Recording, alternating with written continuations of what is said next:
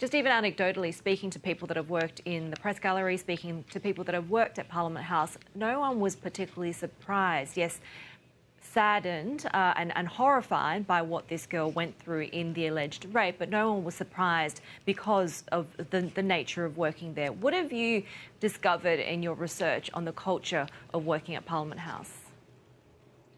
Well, I've discovered that there's been problems with that for quite some time, and no one has wanted to do anything about it. So it's interesting that it's finally come out into the public.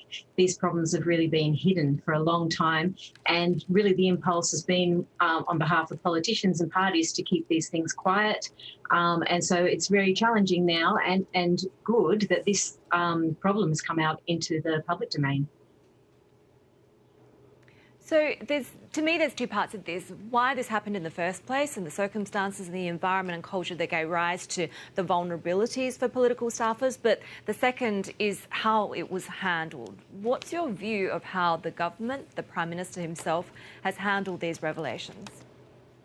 Well, just to go to your first point in terms of culture, one of the problems with this type of work is there are very long hours. Often people are away from home. For example, if they come to the Parliament for a couple of weeks while Parliament's sitting, they may be staying in a hotel for a couple of weeks, and there's a lot of stress which can lead to people drinking, and this can then lead to vulnerability in terms of sexual harassment.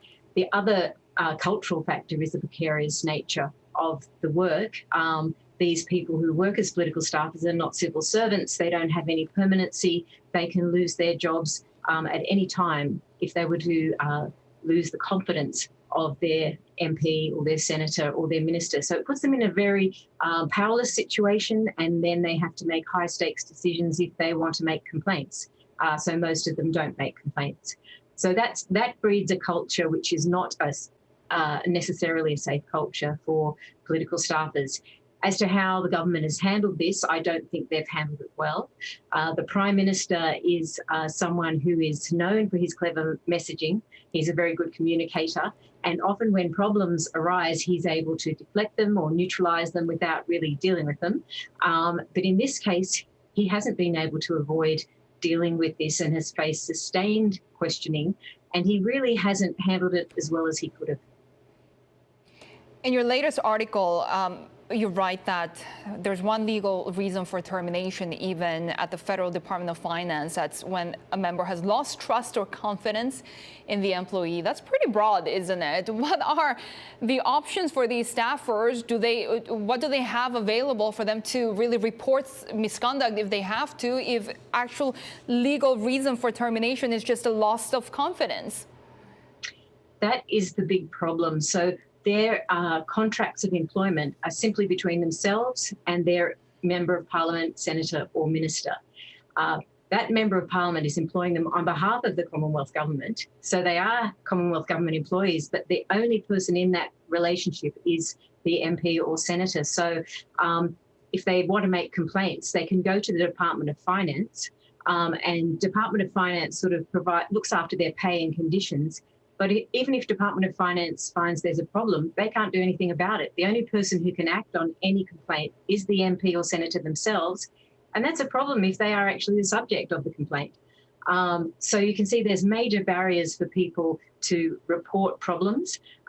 They could lose their job easily, or even if they didn't lose their job, they could lose their reputation as a team player. And next time a job comes up, they may find they are not employed. So these are real problems. Yeah, you said it. If you're seen not as a team player, right? How do you go about fixing this? Where does it start? Is it the federal government trying to implement rules and change the rule book? And even if you do change regulations and rules, how do you go about changing the culture itself that you talked about? Well, there are a number of things that have to be done. The first thing is to actually bring out the nature of the problems, the extent of the problems, into the public domain. As I said, this is something that's been hidden, it's been suppressed. So the fact that it's now in the public domain, people are talking about it, and right at the top, the Prime Minister is saying it's not acceptable. That's a first start in changing culture. But rules are also important because at the moment there's no code of conduct for a Member of Parliament or Senator in Australia. So if you don't have a code of conduct, you can't hold anyone accountable for their behaviour.